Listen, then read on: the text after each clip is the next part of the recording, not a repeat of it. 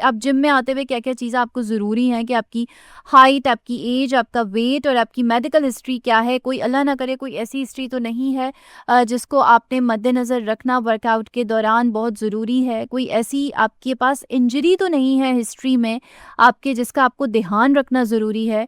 ये तमाम चीज़ें जो हैं वो बहुत ज़रूरी हैं जिनका हमारे यहाँ ख़्याल नहीं किया जाता। आजकल की जो हम जनरेशन की अगर बात करें तो आजकल की जनरेशन में बिल्कुल बच्चों के पास जो है वो इतनी उनकी अच्छी डाइट ही नहीं है कि वो चीज़ों को जो है वो बर्दाश्त कर सकें। अगर आप ट्रेनर्स के पास हैं और ट्रेनिंग ले रहे हैं तो आपको अगर वो आपको नहीं बता रहा है, वो आपको नहीं टीच कर रहा है तो ये आपका फिर आपके लिए बहुत ज़रूरी है कि आप अपने हिसाब से आप बहुत सारी चीज़ें अब ऐसी हैं जिसके हिसाब से आप अब चेक कर सकते हैं कि आप क्या बैलेंस्ड वर्कआउट ले रहे हैं, क्या आप बैलेंस्ड वर्कआउट कर रहे हैं।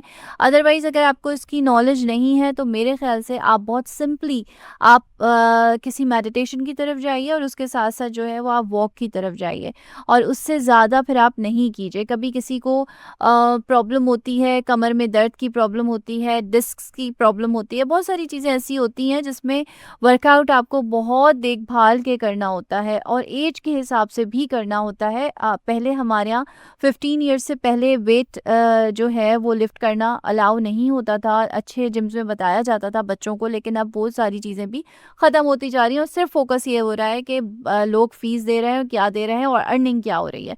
तो बैलेंस वर्कआउट ये है कि जी आपने अपने एज के हिसाब से आपने अपनी वेट के, अपनी हाइट के हिसाब से रखना है और अगर कोई मेडिकल हिस्ट्री है तो उसको बहुत ज़्यादा फोकस करके आपने वर्कआउट करना है।